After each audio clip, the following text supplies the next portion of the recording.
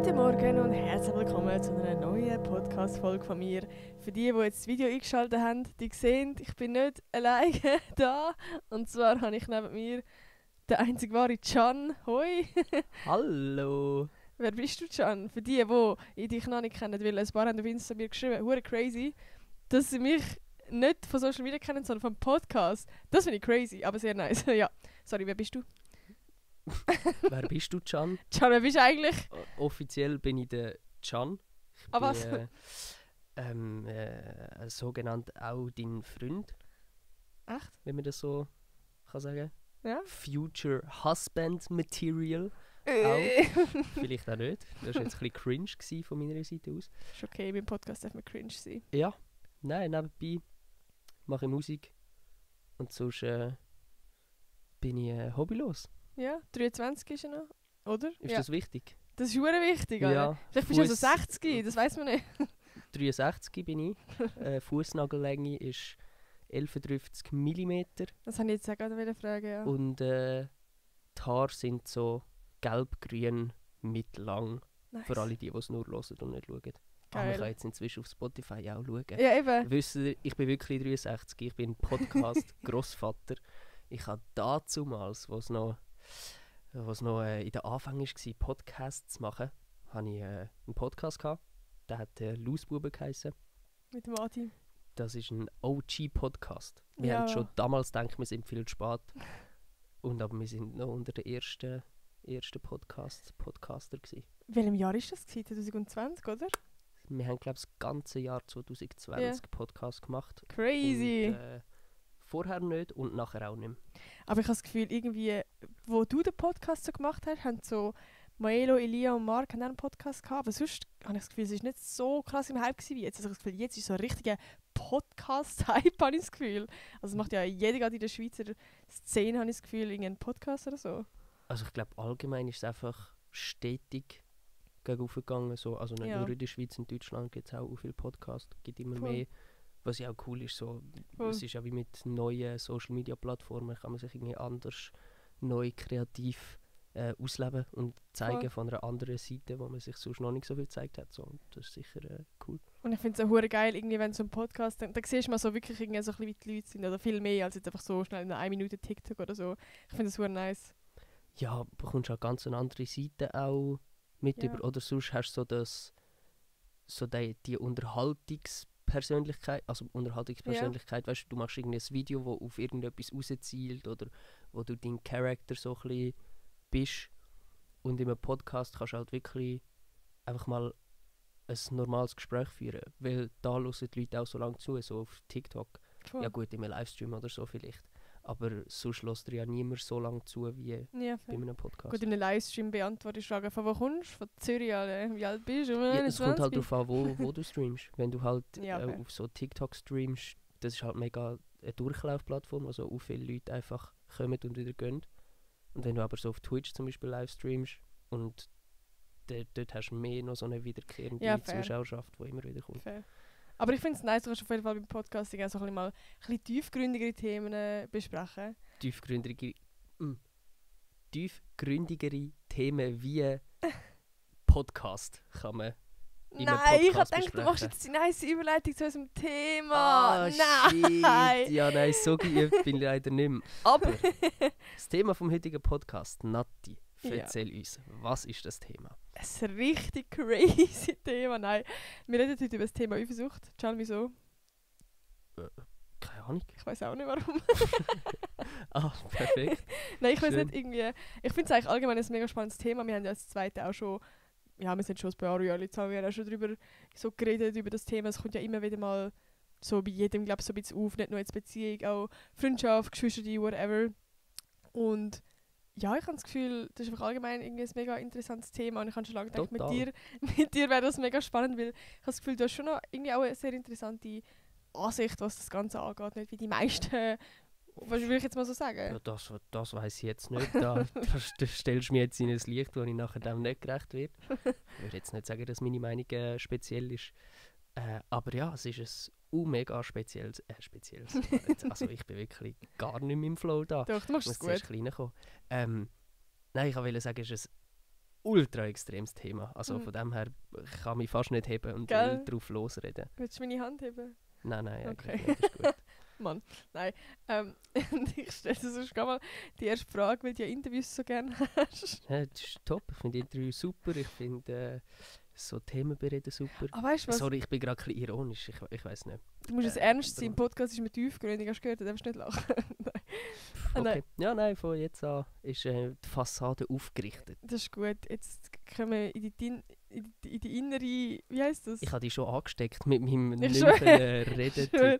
Ganz schlimm. Nein, ich wollte eigentlich sagen, für die sich fragen, warum ich gerade beim Can bin und nicht in Montreux, vielleicht fragt sich das ja irgendjemand draussen.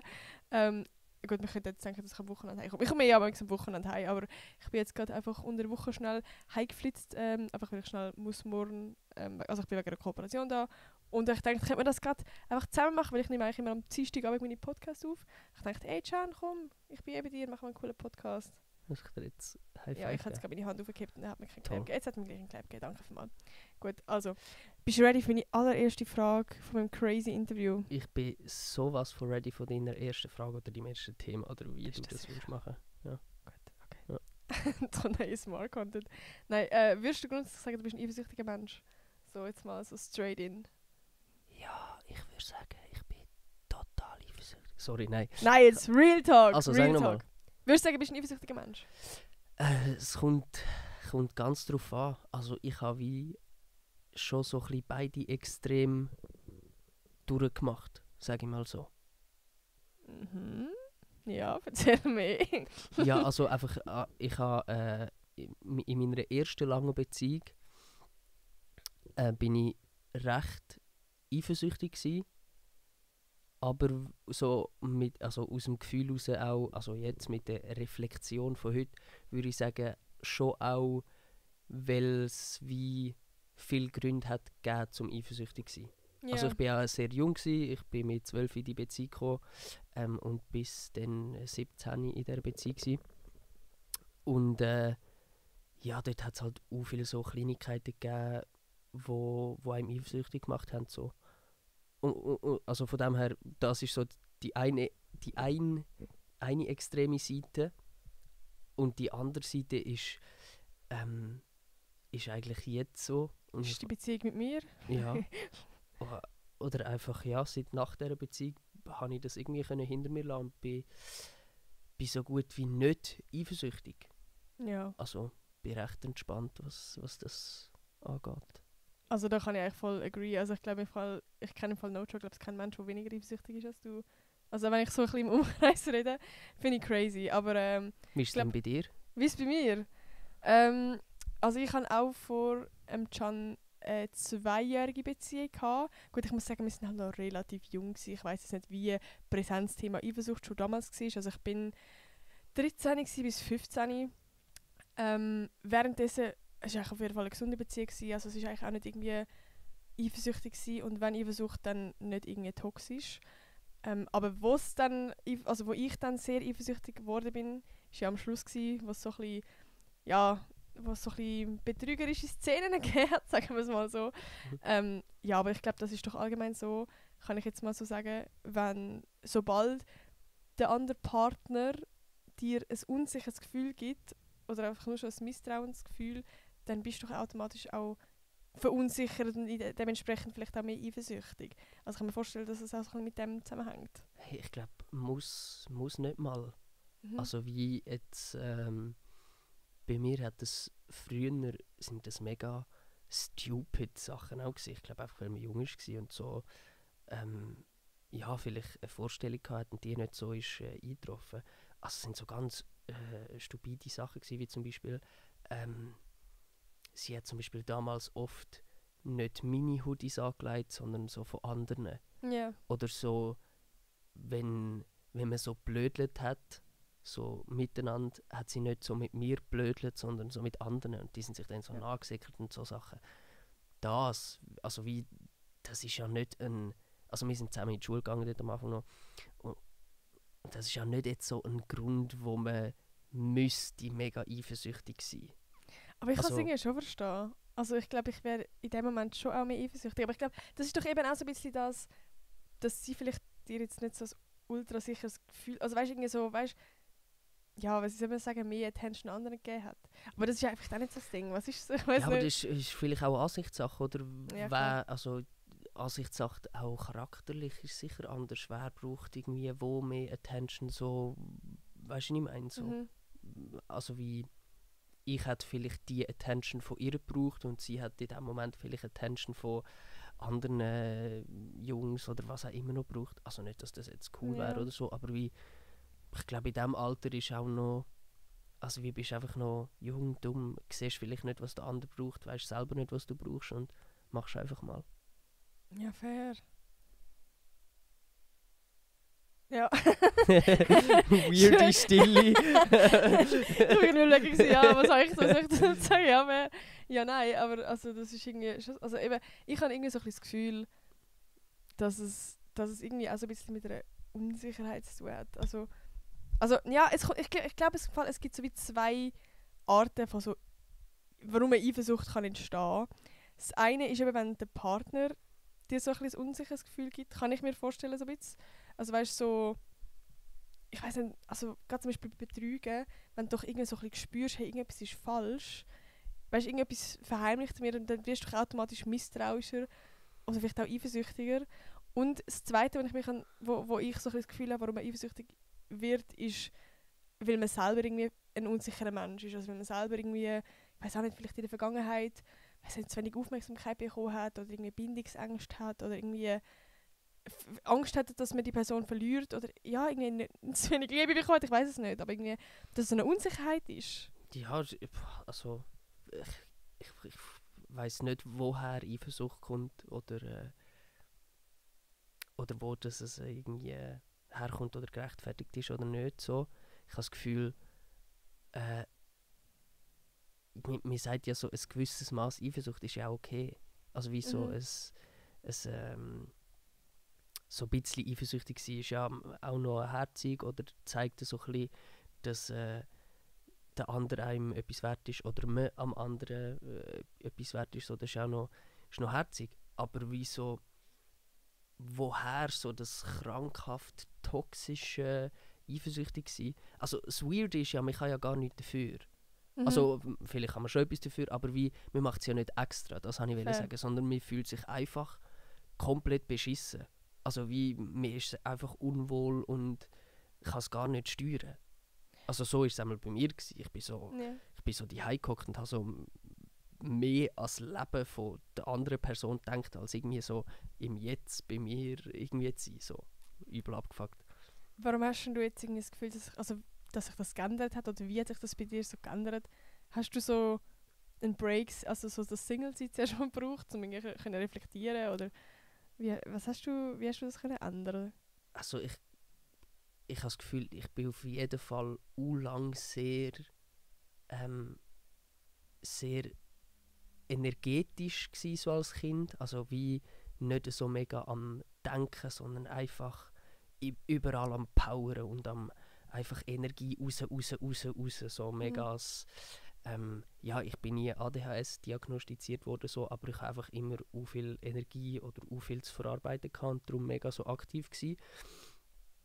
Und so mit der Pubertät ist dann so das langsam weggegangen und ich bin irgendwie so ein bisschen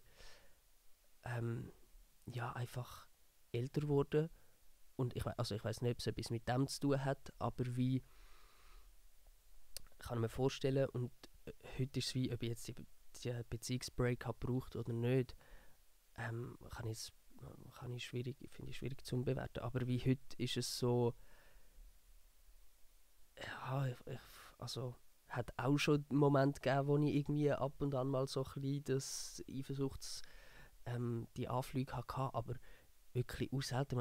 Also ganz assig gesagt ist es auch so, ja, wenn dich jemand will betrügen, so, dann macht er es halt sowieso. Da kannst du gar nicht, kannst gar nicht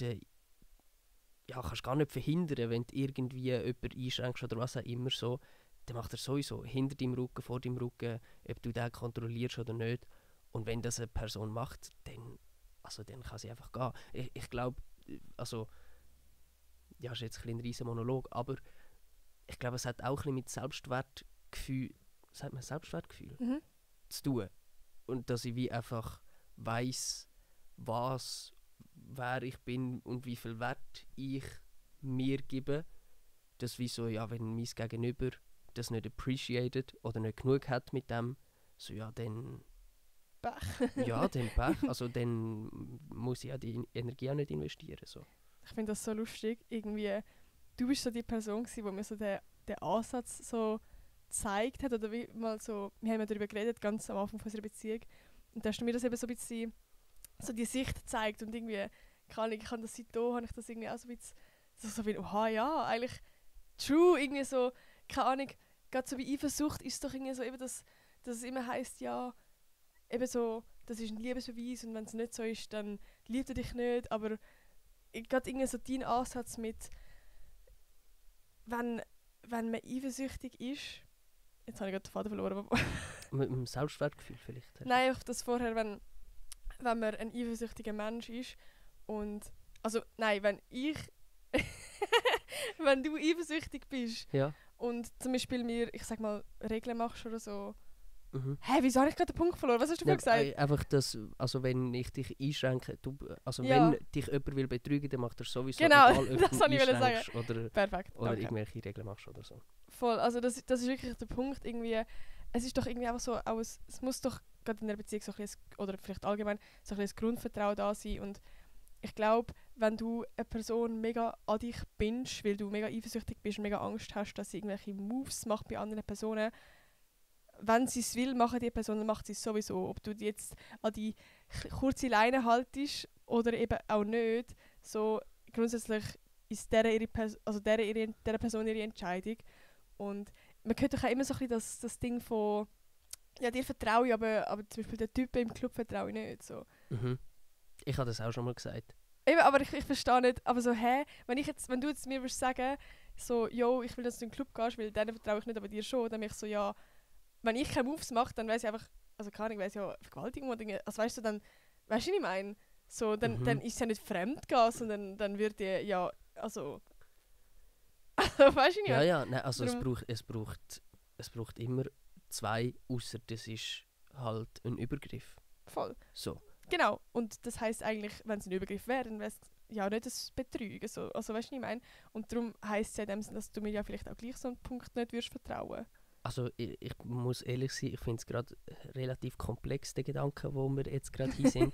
Also jetzt geht es irgendwie um Betrügen. Also wenn jetzt du nicht, also wenn jetzt du im Club bist und jemanden küsst, dann ist es schon Betrügen, ja? Dann ist es Betrügen, aber wenn jetzt der dich einfach küsst und du nicht hast wollen, ja. aber was hat jetzt das mit Eifersucht zu tun? Es ist ja logisch, dass das dann einfach übergriffig ist. Nein, ich habe jetzt wegen dem Punkt gemeint, dass mega, also du hast ja gesagt, du hast das mal gesagt, so den Typen vertraue ich nicht im Club, aber dir vertraue ich. Also weißt du, so ein bisschen, also dir vertraue ich, aber denen dort vertraue ich nicht und darum will ich nicht, dass Das du war in den Club etwas gehst. Spezifisches gewesen. Hä? Ja? Was? Ah, was? Von dem, was ich erzählt habe. Aha! Ich habe nicht Nein. gesagt, der Typen im Club, sondern... Ach so, ja, Dem okay, nein, Typ. dann ist vielleicht noch mal etwas anderes. Aber ich meine, also ich weiß nicht, aber also ich höre das mega oft, so Friends von mir, die schon in einer Beziehung sind, wo der Typ sehr eifersüchtig war und Ja, die also haben dann nicht auf den Club oder Das so. ist auf jeden Fall auch in dieser Beziehung, wo ich bei eifersüchtig auch noch war. Ja. Und ja, ich glaube, weißt, das Ding ist so, ich finde, es ist immer noch das eine, so da zu hocken und so ein bisschen urteilend oder besser belehren. Ja gut, das machen wir auch nicht. Aber wie so da zu sitzen und wieder darüber zu reden. Und es gehört ja aber schon auch noch relativ viel dazu von deinen Erfahrungen. Also wie wenn du 5-mal bist betrogen worden, so hindurch, und es irgendwie Assi hast mitbekommen, dann kann ich gut nachvollziehen, dass so ein Vertrauen am Anfang nicht ganz so einfach ist und dass es wie dass man dort halt ein bisschen eifersüchtig ist und das Vertrauen sich einander zuerst muss erarbeiten. Das ist ja sowieso so, dass man sich das Vertrauen ein bisschen muss erarbeiten so. Aber gehört natürlich auch viel dazu, so, dass man eben jemand, der gut auseinander ist, wird vielleicht weniger eifersüchtig in eine neue Beziehung gehen, als jemand, der frisch betrogen ist worden zum 4. Mal. So. Das stimmt. Aber ich finde es trotzdem, also ich finde, Eifersucht ist so ein mystisches Thema, weil jedes Mal, wenn ich so daran denke, wie es bei mir war, ist es so, ich bin ja nicht extra eifersüchtig gewesen. Es ist Ja, nicht aber so niemand ist ja gesteuert. extra eifersüchtig. Ja, voll, aber darum finde ich sie auch so Ja. komisch. Aber ich glaube, was noch ein sehr grosser Unterschied ist, wie man mit der Eifersucht umgeht. Also, True. dass man eifersüchtig Mhm. ist, das kann man nicht ändern. So, das ist einfach so, ich glaube, wir alle sind irgendwo eifersüchtig, die einen mehr, die anderen weniger. Aber ich finde, es gibt so gewisse Grenzen, wie du damit umgehst. So, also, ich finde, sobald du deinen Partner, deine Partnerin oder eben auch deine Friends, keine Ahnung, aber ich gehe jetzt mal in die Situation von in einer Beziehung ein, dann, sobald du Einschränkungen machst, ist für mich einfach so ein bisschen scheuche Red Flag, so ein bisschen. Ja, safe finde ich auch, ist ein Red Flag. Ganze klare Red Flag Jo. Warning, Alter. Ja. Wenn euch jemand irgendwelche Einschränkungen macht, Alter, Pass. Aber ich habe im Fall auch schon Instant gehört, Pass. ich habe schon gehört, dass es also Beziehungen gibt, wo wie beide voll fein damit sind. Also zum Beispiel, dass beide sagen, sie finden es gar nicht okay, wenn jetzt der Partner in den Club geht ohne sie. Mhm. So, weißt du, wenn ja beide fein damit sind, dann finde ich es auch okay. Aber grundsätzlich würde ich schon sagen, dass es eigentlich schon in einer Red Flag ist. Ja, Weil- also es ist auch Ja. immer persönliche Ansichtssache. Also ich meine, es gibt ja Leute, die wollen, für die ist Wifi-Material nur Leute, also nur Frauen oder Männer, die jetzt irgendwie nicht würden, eben ohne den Partner in den Club oder so, da hat ja jeder Mhm. ein bisschen eine eigene Auffassung. fair. So. Aber ich finde halt, sobald man so ein bisschen anfängt, wie, es kommt auch darauf an, Digga, es ist so verallgemeinert, aber es kommt ja auch darauf an, in was für eine, wie sagt man das? Was? Wie man kulturell aufgewachsen ist. So, gibt es ja auch noch Unterschied, was einem wichtig ist oder wie dein Frauenbild ist. Also jetzt gar nicht irgendwie so. Da hat ja jeder noch so ein bisschen eine andere Auffassung von was einem wichtig ist und was nicht. Und das ist ja auch okay, so, weil Jetzt hast du dein Bauch, gehört ja. mein Bauch. Ich Auch habe wahrscheinlich vorher nicht so aufs WC und es ist nicht gegangen. Nevermind. Ja, Wichtiger Einschub. das ist noch ein bisschen loswerden, I'm Strong. sorry. Ja, du hast eben das andere nicht los. Egal. Gut.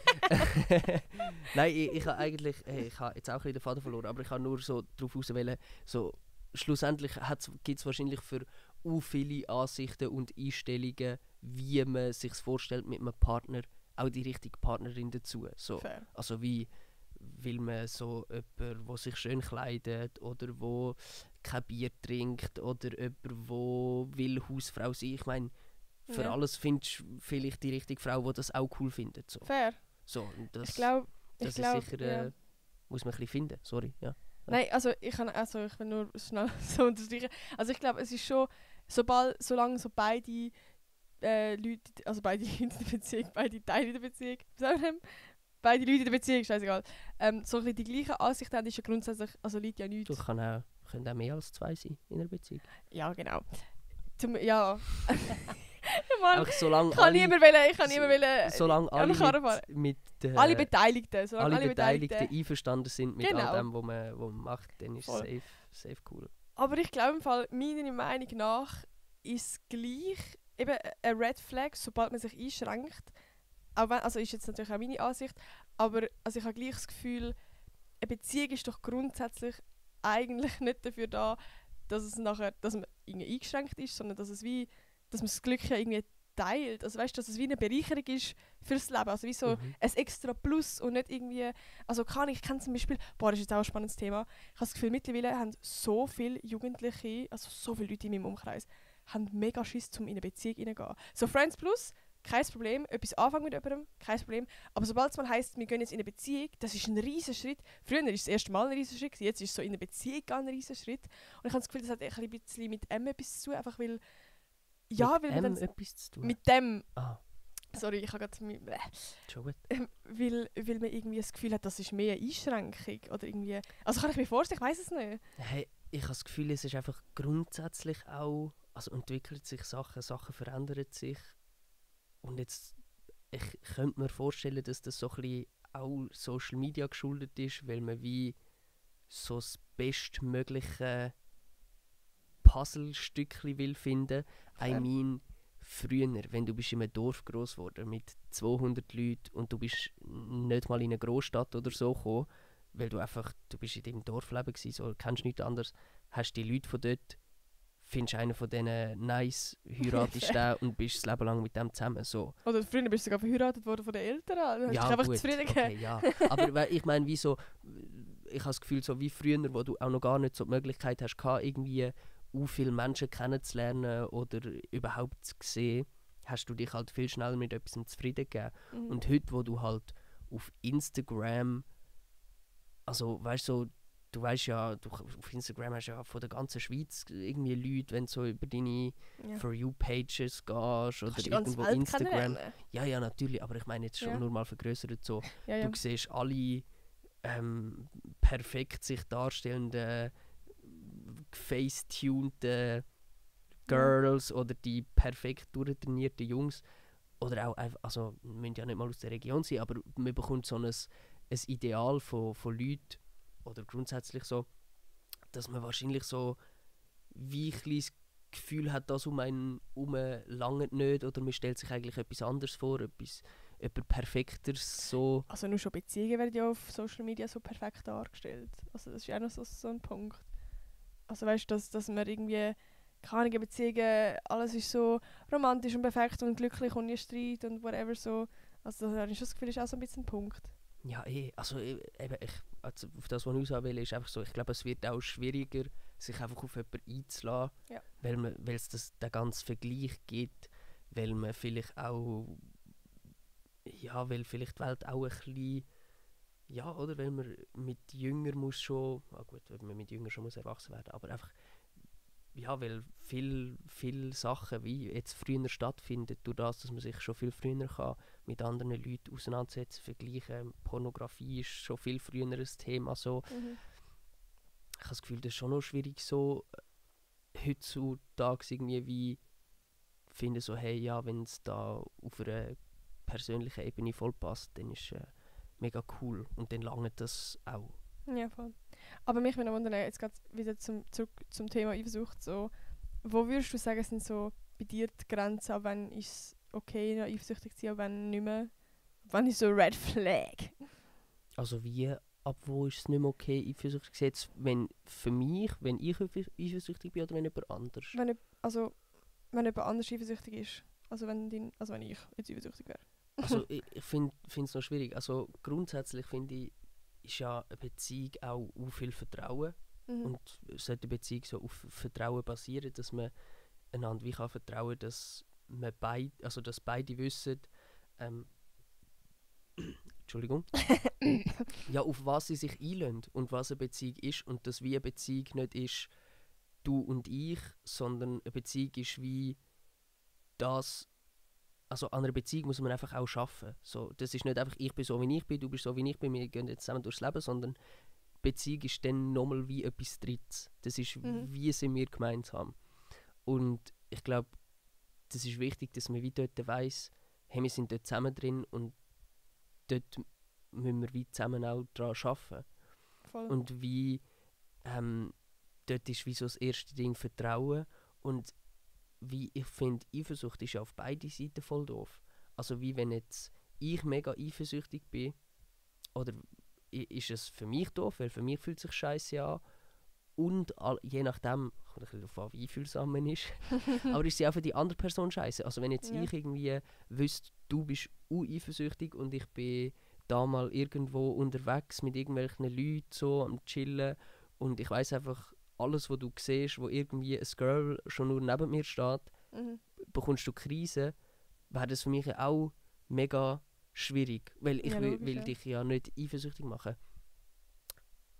Und darum finde ich das Thema Eifersucht wird es auch schnell schwierig, aber so richtig problematisch finde ich es einfach, ja, denn wenn es wie so eine ungesunde, so ein ungesund Prägnanz, wenn es einfach so ungesund gross. Toxisch einfach irgendwann. Ja, einfach weißt du, wenn es so viel Platz einnimmt. Ach so, wenn so das Thema so gross wird, dass es wie wenn es immer präsent ist. Genau, wenn es immer präsent ist und immer darum geht, so hey, wie schaffen wir es, dass die eine Person nicht eifersüchtig ist und so. Weißt du, so. Ja, Aber ich wollte gerade vorher etwas sagen, jetzt habe ich es vergessen. Ah, es tut mir leid. Nein, alles gut. Es tut mir leid, ich bin da die ganze Zeit so am Labern. Das ist ein Podcast da, Da Mann. kommt der Podcaster richtig wieder aus mir raus, der einfach nonstop Ja. anfängt Nein. labern. Ja, jetzt muss ich ganz schnell überlegen. Also wahrscheinlich irgendwie... Was hast du vorher gesagt?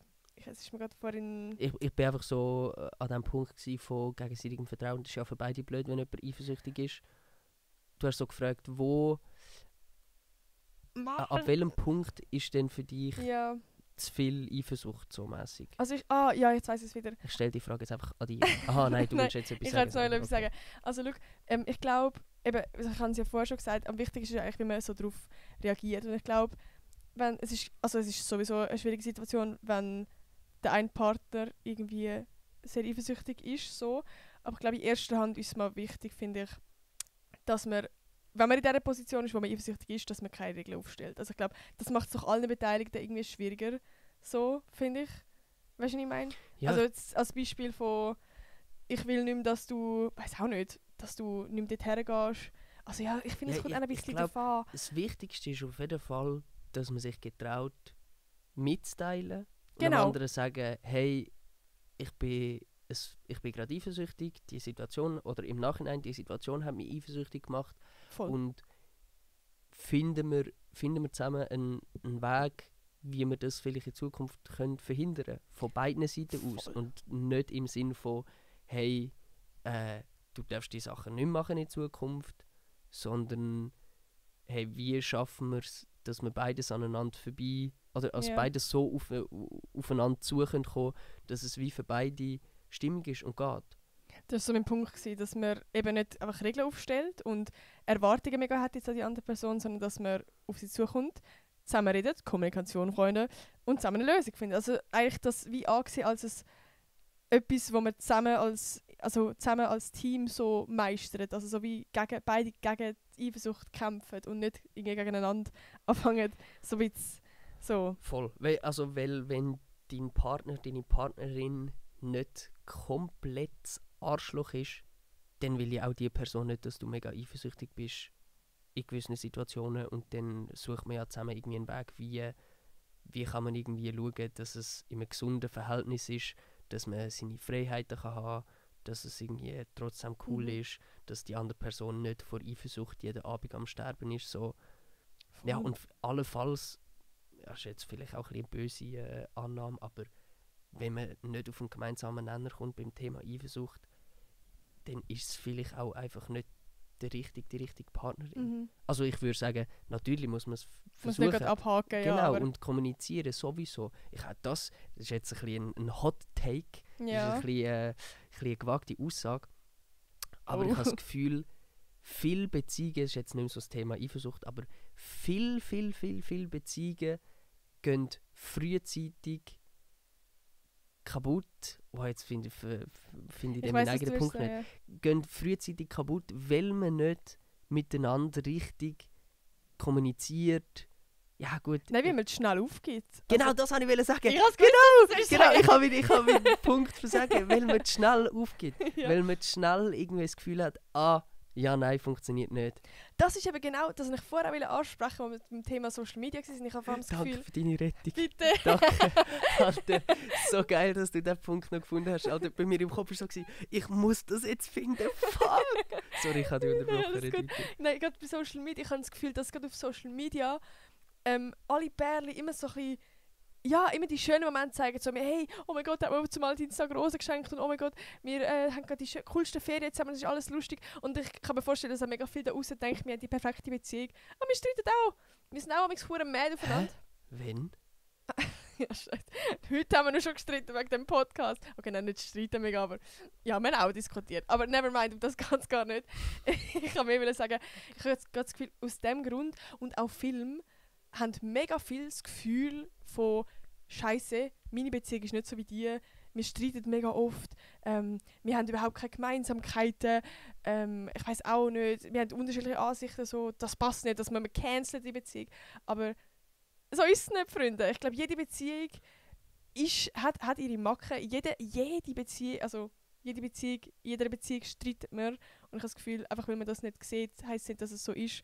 Und gerade darum finde ich es so wichtig, dass man es nicht gerade aufgibt, sondern auch kämpft. Und es gibt vielleicht auch manchmal eine Phase in einer Beziehung, wo es wirklich mal ein bisschen schwieriger ist, wo man sich öfter streitet, wo man oft unterschiedliche Meinungen hat. Gerade so, wenn mal so die Phase kommt nach der rosaroten Sonnenbrille, also wenn man sich mal richtig kennenlernt, ich glaube, das hat auch jede Beziehung so ein bisschen so, auch die Hürde muss man überstehen und nachher kommt so erst die richtig nice Beziehung, habe ich das Gefühl. Ja, ich habe gerade letzte, ich weiss, ist es ein TikTok gewesen? So eine Aufstellung gegeben von den verschiedenen Phasen, die man als Beziehung durchgeht. Und es startet so bei der, ich weiss nicht mehr, was der Begriff war, aber so in dieser Honeymoon-Phase, wo man so auf Wolke 7 frisch verliebt. Und das ist auch mega eine schöne Phase, wenn so einfach alles ist mega intensiv und man lernt sich gerade so kennen und erlebt alles so das erste Mal miteinander so und ist einfach so total verliebt.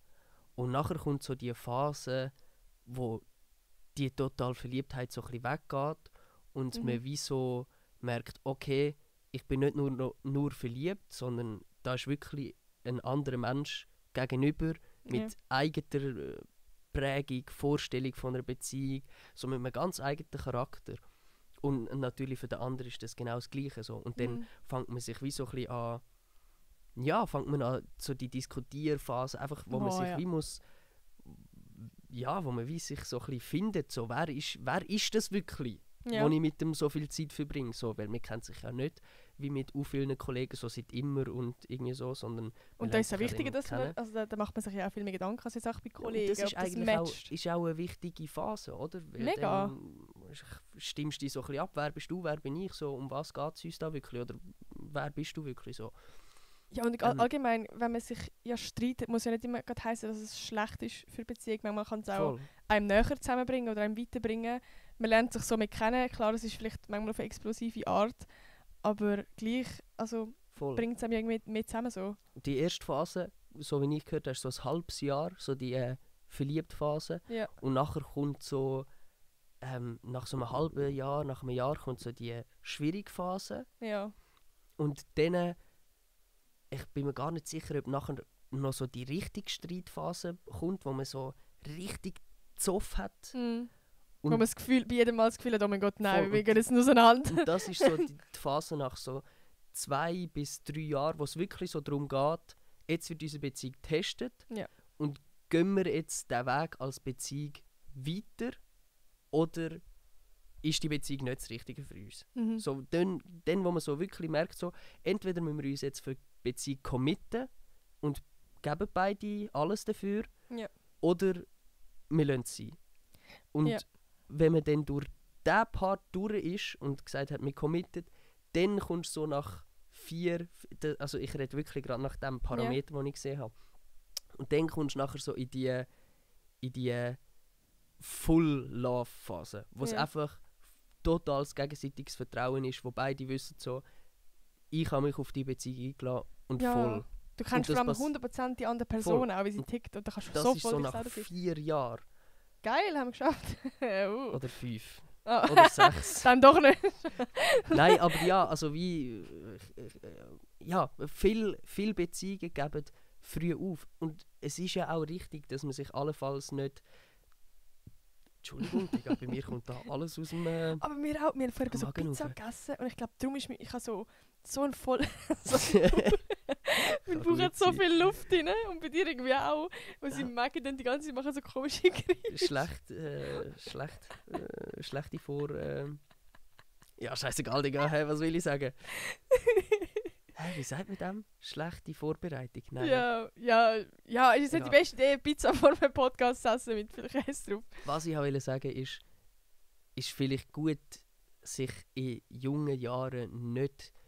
Gut, jeder Mensch ist anders, sei gesagt, aber dass man sich vielleicht in den Teenie-Jahren, dort wo man sich noch mega entwickelt, dass man sich dort nicht unbedingt in die mega langen Beziehungen flüchtet, was ja irgendwie normal ist und dort probiert man so ein bisschen aus.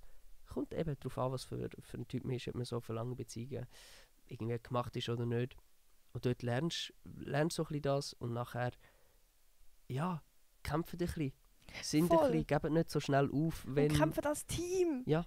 Ich glaube, das ist so ein bisschen das, also, Digga, sobald jetzt wir wird's als plötzlich ein Team... Motivationspodcast. Ich schwöre, es geht gar nicht mehr um Eifersucht, Alter. Wir sind ja jetzt Beziehungscoach EFZ, kommen auf uns Aber zu. ich glaube, 5 Stutz pro Stunde. bei der Eifersucht geht es ein bisschen ums Gleiche. Also wie geht es ein bisschen ums Gleiche? Einfach, dass man... Ja, gut, eben. Es ist so schwierig, weil alles so viel Einfluss immer hat, dass wie nicht das eine perfekte Richtung gibt. Aber wenn der andere einem wichtig ist und man will versuchen, das zusammen zu lösen und klären und irgendwie auf einen richtigen Pfad bringen, dann kann man das auch schaffen. Mit viel Communication. Voll. Ich glaube, Communication ist key, aber das sagt man eigentlich immer, es ist so nur nach 15 Spruch, aber es ist halt wirklich so. Und mit Communication ist nicht gemeint von einem anderen einen Vorwurf machen, sondern sagen, hey, ich botschafte und nicht du botschaften, was wir auch in der Schule gelernt haben. Das ist, glaube ich, das Wichtigste. So auf den Partnerin zu sagen, hey, ich komme irgendwie grad, für mich ist es mega schwer, mit dieser Situation umzugehen, weil ich glaube, wenn ich jetzt würde, wenn man allgemein zum Partner kommt und so einen macht, du hast das falsch gemacht und das macht man nicht so. Jetzt ist es wirklich so ein Beziehungsberatungspodcast. Schwör, Alter! Im Fall, wenn ich so auf die Uhr schaue und auch, wo wir thematisch sind, Ja. könnte man glaube langsam auch abschliessen. So. Hast du keinen Bock mehr auf den Boden? Nein, nur weil wir sind an einem guten... ich finde, wir sind langsam so an einem Punkt, wo man wie glaube Message so ein bisschen verstanden hat. Wir sind natürlich irgendwann ein bisschen weg vom Thema Eifersucht, weil wir glaube alles gesagt haben. Aber, nein, was ich noch sagen darf ich noch schon sagen? Nein, hey, natürlich, es ist dein Podcast, du kannst den beenden, wenn Stimmt, du das ist willst. mein Podcast. Aber ich habe nur gemeint, so... Nein, was hast du sagen? Nein, du hast jetzt noch nicht fertig reden. Ja, okay, gut, ist gut. Ja, ist alles gut. Ist alles gut, ich habe keine Lust mehr auf den Podcast. Dann können wir Ist bitte... okay. Ich muss schiessen.